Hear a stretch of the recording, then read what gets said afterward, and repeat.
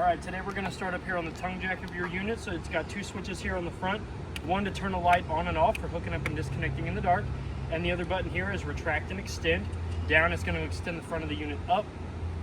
If you push up, it's gonna retract it down. So that way that's for hooking up and disconnecting off of your truck. Down below that, you do have a 7-way plug-in. That's gonna power your running lights, your brakes, your turn signals, and it's gonna charge your battery when you've got it plugged in. You also have an emergency breakaway cable down here with the tow chains. What this does is this provides your unit with an e-brake. For whatever reason it comes unhooked, that pulls out of its little box. Your wheels will lock up and it'll keep it from rolling back down the highway. As well as you've got two tow chains here which will connect to the vehicle to give you a secure connection between the vehicle and the unit. Behind all of that, you do have a 30-pound propane cylinder that is fed into the unit with a even flow regulator. It does have two shut-off valves here, so you do need to make sure that your OBD valve is open, and then you rotate this one to the open position and it will allow the propane to flow from the tanks to the inside of the unit. Behind the propane, you do have your 12-volt Marine RV battery that's protected by the box. Those always go in a box, so that way it keeps all the dirt, the bugs, the water, and stuff like that from getting in there and corroding your battery terminals, okay? We're gonna come over here to the side of the unit. If you notice here on the corner, the unit does have two levels there, so you can kind of get a good level as to how straight it is from the front, and then you can also see about how straight it is on the side of the unit, so that way you can kind of get a good accurate reading on how level it is. It did come with Furion backup camera mounts, so if you do want to, or not backup camera, side camera mounts, so if you do want to get a Furion side camera, it is prepped for those. You also have your informational stickers here. You have your manufacturing sticker, you have your tire and loading information, and you've got your recreational cargo carrying capacity sticker that's going to give you all of that, the gross weights of your vehicle. You do have your fresh tank drain here. This is where you're going to stick your hose and regulator, and that's where you're going to fill your fresh tank at. It's always good to have a regulator at the end of your hose because you never know the PSI that's coming out of that hose. And those regulators keep it between 40 and 50, and if you get anything higher than 50, you do run the risk of the crimp rings coming off and disconnecting onto your water lines and causing a big wet mess, okay? So your unit does come with 4 stabilizer jacks. There's one in each corner of the unit. Those are for stabilizing only. They are not for lifting and leveling the unit. You do not want to use them to make the unit level. They are just to keep it from rocking around when you're walking around in it, okay? There is a manual crank handle in the door side compartment, but it is a 3/4 inch socket, and you can use a 3/4 inch socket on the lowest level of a power drill, and you can raise and lower those as well too. Now, it is a little bit confusing because there is a low point drain sticker here and a low point drain sticker in the back. This low point drain sticker isn't actually a low point drain sticker. It is your fresh tank drain sticker. So if you come and you look down here, you do have a little spigot here that if you turn, that's gonna drain your fresh tank. See, there's water in there. So that is your fresh tank drain. So whenever you're ready to go and you're ready to go home for the week or whatever, you wanna make sure that that's drained. This is where you're gonna drain that at, okay? So we're gonna move on to the back here. You do have a cable and satellite coaxial, so if the park or campground that you're staying at is providing you with those services, you'll hook a coaxial cable up from their source to this, and you can get those services on the inside of your unit. You do have a stove vent up here, so it's very important that when you're going to use the vent over your stove in your unit, you do want to make sure that this is open, because that's what's going to let the air out, okay? Now it's got the ability to blow outward. When you're traveling, though, you do want to make sure that these are pushed inward and locked into place, because the only thing keeping that plastic flap in there are two little plastic rods, and if those break, this is going to come out and you've got a straight access to the back of your microwave, okay? So you do want to make sure that this is closed. This is your furnace vent here, and it already comes pre-installed with a mud dauber screen on it. The furnace, this does get hot enough to curl the hair on your arms and kind of burn your skin, so you do want to make sure that if you've got your furnace running that you do not have anybody touch this or playing around it.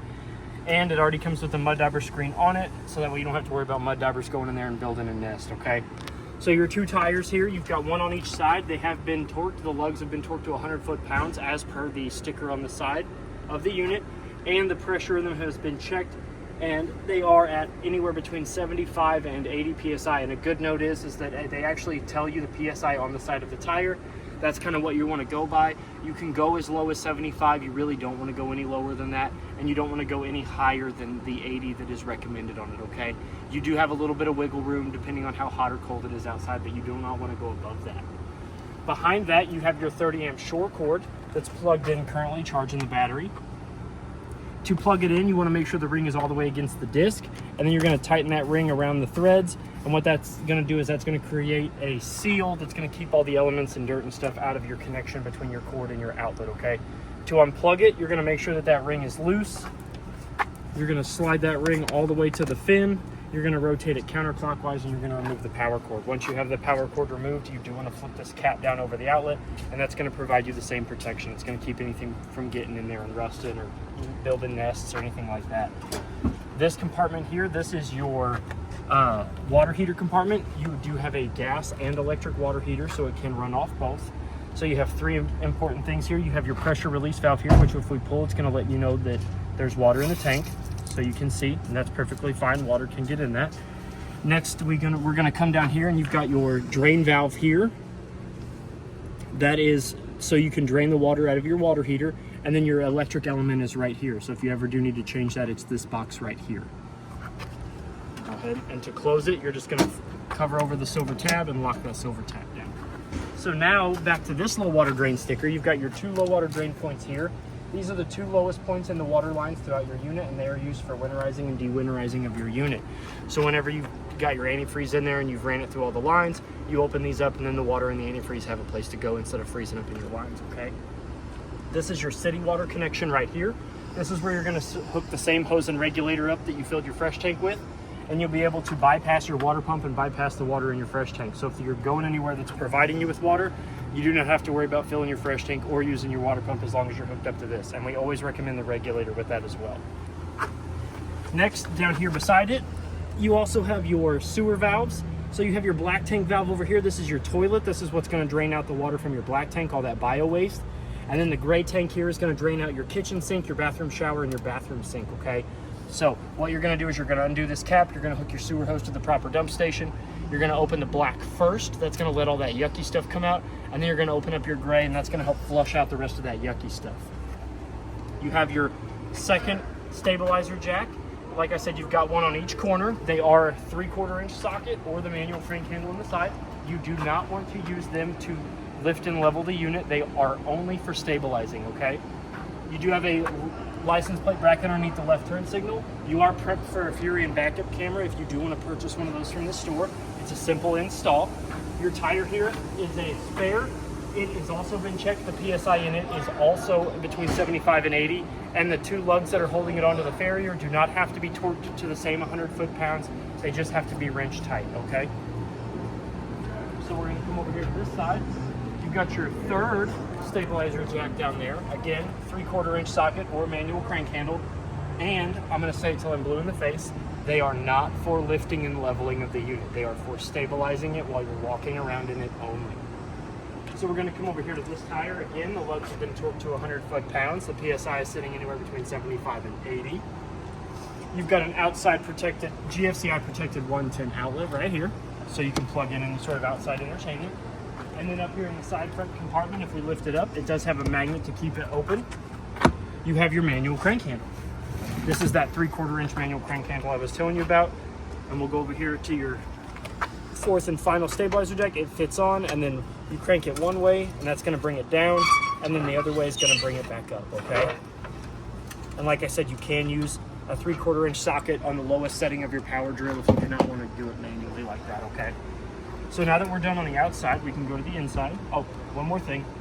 Your other side marker camera, if you do wish to get those installed, okay? That's where that's already prepped for you. So now we can go ahead and we can come on to the inside of your unit. So before we go inside, I'm going to show you your stairs. So your stairs fold up. So you're going to take the bottom step, rotate it up. You're going to grab a hold of this middle step, and you're just going to lock it into place. That's what your stairs should look like upon when you're ready to travel down the road with this thing. So we're going to go ahead and pull it back out. We're going to lower down the bottom step, and now we can go ahead and we can come inside the unit. So before we get into any further detail of the unit, I do want to point out that there is a fire extinguisher down there by the door in case of emergency inside or outside. You do have 2 light switches here by the door. If I flip this one that's closest to the inside of the unit, that's going to turn on your interior lights. They are all also manual, so they do have a rubber button in the center of them that if you press, they will go off. So if you ever come in your unit and you flip that switch on and none of your lights come on, don't panic. Just make sure that they are in the on position first. Ooh.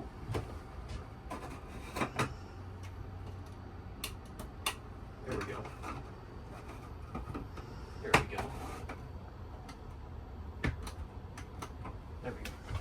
This next switch here next to the interior lights is actually your awning light switch. So you do have a strip of LEDs that run the length of your awning.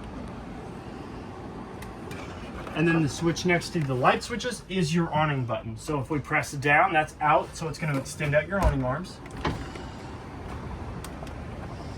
I'm not going to send it out all the way, but I'm going to go over a very important thing, because your awning is one of the most expensive repairs in your unit. Actually, I might as well. I'm just going to go ahead and send it all that. It's not fast. Or it's not slow. So if you're going to step away from your unit for more than 5 minutes, I always recommend that you bring your awning in, okay? So once your awning goes all the way out, you're going to see that skirt hang down. You're going to want to stop that awning arm about right there, where that skirt is hanging directly up and down, okay? That's going to provide your skirt with the optimum amount of protection, and it's going to provide the canvas from the tube with the appropriate amount of slack in between the arm and the tubes, okay? So the next important thing is that you've got two awning arms that come out from the side of your unit.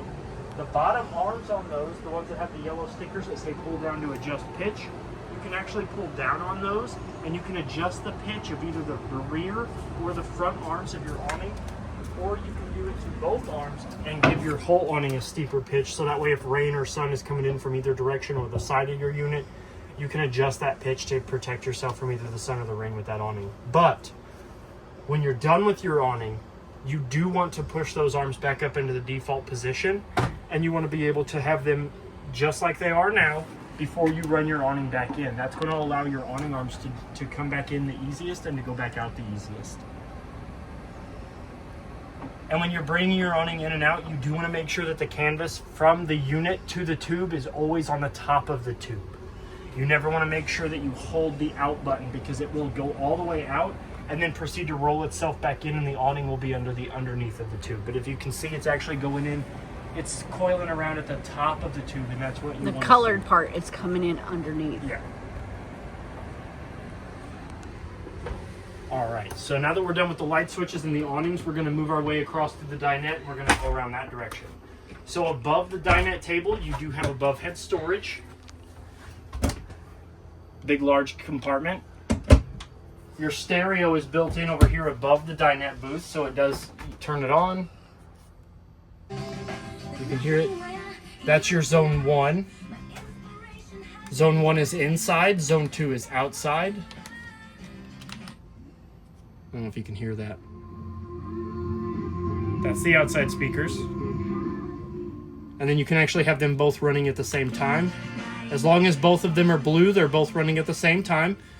It's got mute button, so you can go ahead and just mute it if you want. To turn it off and on, you do need to hold that mute button. You have Bluetooth capabilities, AM, FM, auxiliary, which is the USB and the HDMI. You have play and pause. You have your seek buttons, and then again, this is your volume control dial. And this is also your select dial, so you can actually go into your settings with that as well. We'll go ahead and turn that back off. So you do have a privacy curtain to separate the master bed from the rest of the unit. Up above the wall there, up above the window, you have your 30 amp, your 50 amp solar controller. That's going to give you 3 very important pieces of information. It's going to give you the voltage the converter is putting out. It's going to give you the voltage that's being put back into the batteries, and it's also going to tell you the temperature of the solar panels on the roof, okay? So you can actually cycle through those. It's already set to the wet battery, which is a flooded battery, which is the standard 12-volt Marine RV, but if you do put an AGM battery on it later on in its life, you do want to navigate through your settings, which is in the owner's bag. You do want to navigate through those settings and change it from a flooded to an AGM battery, okay? That's gonna help you retain the proper solar charging data on that panel. So on either side of the master bed, you do have above head closet space with coat racks. This one over here is housing your owner's bag that's got all of your paperwork, all of your installation guides, all of that good stuff, some of your hardware. You've got 2 110 outlets down there on either side of the master bed. That cabinet over there is identical to this cabinet. You've got plenty of above head storage. You've got 2 push button lights above the bed, so if you want to read in bed, you can while the other person's sleeping. You've got 2 nightstands here on either side. The bed's got storage underneath, so not only if we lift this mattress up, not only do you have storage, but this also goes to your side compartment, so you have a really large storage. And if you have any issues with your fresh tank, it's actually right there. That is your fresh tank. Very handy. Very handy. So now that we're moved on, we're going to go back to this for a second because this acts as a secondary sleeping position. So if you have other guests with you that are staying, you're going to remove the cushions from the seats. While we're doing that, we're going to go over, there is storage down here as well. Underneath each one of these booth seats, there is storage. So now that we're going to remove that, we're going to take these cushions off.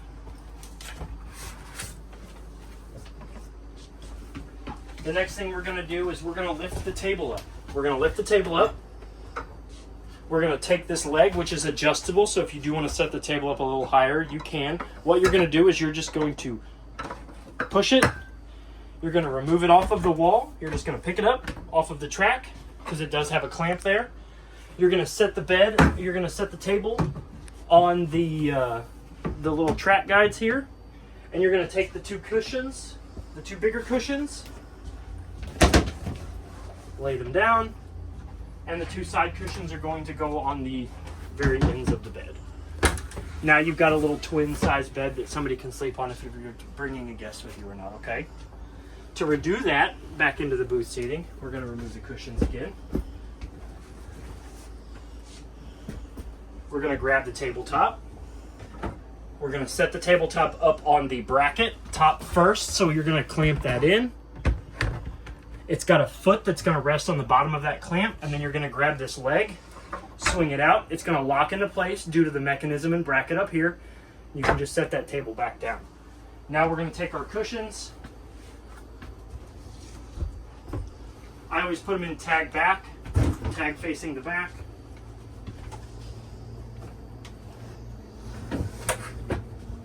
I do too. That way the zipper doesn't scratch anybody. Yep. And then Smart.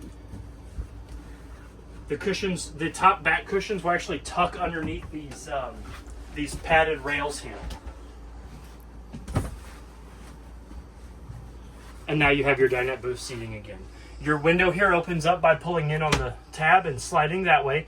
This is big enough to act as a fire escape window for the person sleeping here if something ever happens.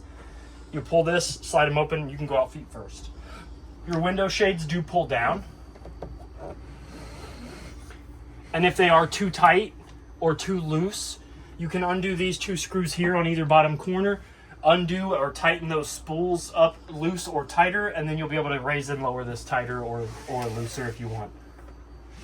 That'll tuck up there into the window shade.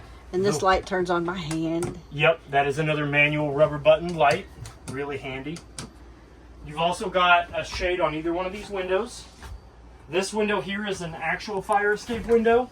So to open it up, you're going to grab the little saddle, toss it out. To open the window, you can leave it just like that. Or if you do need to get out in case of emergencies, you'll push this whole thing out the window, grab this, yank the screen out, and go out feet first. This window has the same style shade. They're all just tucked up underneath. You do have a master GFCI protected 110 outlet over here with your test and reset buttons. Now that we're done in the bedroom, we're going to go ahead and come over to the front of the unit. You've got a 12-volt power adapter there, as well as a coaxial. So this is the coaxial that's going to provide you with your cable, satellite, or antenna. And you're going to remain on this hookup. If you want antenna, you're going to turn that little button on. That's going to turn your antenna booster on. And if to get cable and satellite, you're going to turn that off. Okay? So you've got antenna on. You're only going to get antenna channels. Cable and satellite, you're only going to get cable and satellite. Okay? Underneath that, you've got your control panel. So you've got your battery button, which if we press that, it's going to read full. It's always going to read full as long as it's plugged into the 30-amp shore service. You got your fresh tank button. As you can see, there's 1/3 water in the fresh tank. Your black tank, which is your bio waste, is going to show you full because right now it is full. I had to fill it to make sure it didn't leak. And the gray is full as well to make sure that it also didn't leak. You have 3 red buttons underneath that. One is your water pump. If we press that, that's going to start priming your water pump to siphon from your fresh tank. You've got your water heater on gas and your water heater on electric. Now, So your water heater on gas will heat up faster, but it will use propane. Your water heater on electric will heat up slower, but it will not use any propane. So I always recommend people, if you're going to be out boondocking it and you don't have a whole lot of, you don't want to waste all your propane, flip on your propane heater, let it get nice, good and hot, flip it off, flip your electric on. You'll stop using gas and you'll be able to keep your water warm with your electric water heater, okay? If you don't mind, I'm going to go ahead and turn that air conditioner back on. I think that's a good plan. It might be a little loud, so I'm going to talk a little louder. Please don't think I'm yelling at you. Your faucet here has hot on the left and cold on the right. Standard stopper that's just going to fit down there in the drain. You've got under sink storage here for all your trash can, all kinds of bigger stuff. You've got a manual push button light above the sink. A little bit of storage up here above the sink as well. But I always tell people, be careful when you're cramming stuff up here for the weekend. This is the 110 cord for your microwave. Sorry, my brain left the station. You do have a remote for your stereo, so you can control it remotely if you want. I always keep that up in there. Nice netted storage over here for blankets, anything like that you don't want on your bed while you're hanging out. Throw pillows. Throw pillows. You got a high point glass spin top microwave, just like the one at home. Your vent and light for your stove. Your stove is a Dometic stove, so to light it, you're gonna lift up on this. This does not get hot enough to cook on, so you do have to lift it up. What you're gonna do next is you're gonna push in on the burner, turn the light, and you're gonna push this little silver button right here. Boom. Then when you've got it lit, you can turn it to the temperature. So lit. This one is. Here we go. Turn it to light. And then low is actually on the other way around. So to get to low, you're gonna rotate it all the way around. Go ahead and turn that off. But if you ever use your stove, always remember to let this cool down before you lower your splash plate back down over it, okay? Because this is glass, and it is tempered glass, but it will still shatter if it gets hot enough, okay? Your furnace vent there, that's where a majority of your furnace's heat's gonna come from of your unit. And then down below that, you've got your breaker panel and your fuse box. So you've got your breakers here and your fuses over here. Now your fuse panel is an auto detect fuse panel, so if any of these blow, you do have a red LED light that will illuminate to show you which exactly one that is blown. And then these are your breakers, and the most important breaker that you're gonna have to deal with are these 15 amp guys right here. This is your GFCI breakers, okay? So if any of your breakers, if any of your GFCI outlets don't wanna work, flip these down, flip them all the way back up, and your GFCI will come back on, okay? This is a one touch, so you don't have to worry about trying to close it. Your water pump and hot water heater are actually behind that panel right there. That is two size 2 square head bits that you can use to easily remove those 2 screws. So if you want to try to winterize your unit without having to bring it here, you can remove that panel and you can go into it that way. You've got your fridge and freezer combo. So you've got your fridge down here, nice 2 big crisper drawers. Plenty of door storage for your drinks. Your freezer up here at the top opens up, and I left my thermometer in there so you can show you that it does get down below 0. Your controls for both of them are up here, so you've got your power button, which will turn on and off your refrigerator. Temperature, select decrease, select increase. Your refrigerator button, so this is going to let you change the temperature of your fridge. This one's going to let you change the temperature of your freezer, and this sends it into night mode, which means it won't run so loud at night, so you can try to sleep and this thing's not running and it's not going to wake you up, okay? So go ahead and close these up as good as that feels. Yes. So, turn this down for a second before we get to that. So this is your furnace thermostat. So as you can see, I was fiddling with your air conditioners on the ceiling. You're fine. This is your furnace thermostat. So if you can see, you've got a little dial under here that's going to let you dictate the temperature. If you can see there's a little red line in there that's going to show you the ambient temperature, the approximate ambient temperature in here. And then to turn it off, you can just flip this button here. So if you flip it all the way towards the wall, it actually severs the connection and it doesn't turn your furnace on, okay? So right now it's off. And honestly, in the summertime with this kind of heat, your furnace isn't really going to want to light anyway. It'll light, but it won't stay running. So it's probably, I just have it automatically off so that way you don't have to worry about it. We're gonna come into the bathroom next. It's kind of small, so I'll just kind of let you go in there and peek your head in there. You've got your 2-portion valve toilet in there, which your toilet, that's a 2-portion, so if you put your foot barely down on the lever, water will fill the bowl. And if you want to flush whatever you've got in the bowl down, you floor it. And then it'll all go down to the black tank. Where it belongs. Your shower is a bath shower combo, so as soon as you turn that water on, it'll come out of the bath faucet. And if you pull the little thing just like you would at your house to turn it from a bath to a shower, that only stays up when water is coming out of it. So if you do want to take a shower, turn your water on first, pull that up. The water pressure will keep that up and it'll come out of your shower up here. You also have a knob up here to cut the shower head, so that way if you do want to, not only does it like allow it to either come from these knobs here or the center holes, but you can also cut the flow of water all the way off, so that way if you're boondocking it again and you don't want to turn your hot water off, you can flip this off, you can get out of your shower and the other person can get in and take their shower as well. It also has a stopper, a silicone stopper that you just set in the tub, and you also have a privacy curtain, as well as a skylight so you can shower in the beauty of nature if you want to. And then above our head, if it gets too stinky in here, you can open this up. Now there is no fan and there is no max air cover, so open this at your own risk if it's raining. But I think I'd rather take the embarrassment of coming out of here wet than coming out of here stinking. Right. And then it does have a light in here that's a manual push button light, okay? You do have a mirror back there as well, so you can be ashamed of yourself when you have to open up that vent fan. And then behind the bathroom, you have a rather large clothes hanging hamper, like a closet for your clothes. Formals. Spot for your shoes and boots underneath you. More throw pillows. More throw pillows. Because Trey loves throw pillows. Love them. Love them. I got so many. I found some more I want to get for you. Oh no. Oh yes. Last but not least, there's 3 other things. Your air conditioner, your smoke detector, and your LP detector. So your smoke detector and your LP detector need to be checked about every 90 days, okay? I always tell people if you're going to use your camper every weekend, it's safe practice to just check them and test them every time you're in here stocking up for the weekend to go out camping, okay? Just hit this button, let it beep, hit that button down there, let it beep, let it do its thing. Let it make sure that there's no loose propane or carbon monoxide or smoke hanging out of this unit, okay?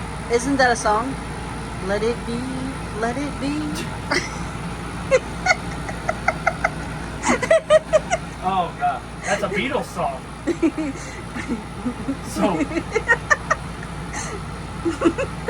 Oh, hang on.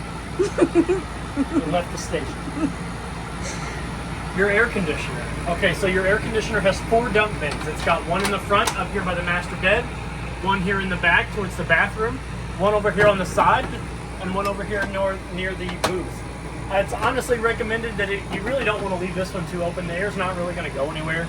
So you really want to, you can keep this one closed, and these 3 here will blow a lot harder. One towards the bed, one towards the bathroom, and then one towards the kitchen, the dinette. Your controls are here. So you have the blue gradient with the fan, that's your air conditioner. Your black gradient with the fan is just your fan. So if it's like not so hot outside and you just want the fan on, you can turn just your fan on through here. This is your air conditioner fan right here. And then this knob here, you don't ever have to mess with this knob. These units can be equipped with heating coils, but this one does not have it because it has a furnace. But this would be how you would turn those heating coils on. So you can go, the blue gradient is your air conditioner level. So you just leave that cranked on high. You don't ever have to mess with that. This button here will actually open and close these 2 forward dump vents. But if you have these open, these directional vents won't blow as hard. So you can close that, let these blow super hard, like, oh yeah, that feels real good. And last but not least, this is your air filter up underneath here. The cleaner your air filter is, the better this will work, because that's where the air is going in at and coming out at. So you do want to make sure that this is clean. You can take it out, run it under some water over here, shake it out, let it dry for 5 minutes, and put it back up there. It's very important. If you let your air filter get dirty, your camper's going to get hot really fast, okay? I think that covers everything. I think I've been over everything. If you have any questions about the unit or you have any questions in general, please feel free to reach out to me here at Parkland RV. My name is Trey. Happy camping and good luck. Thank you.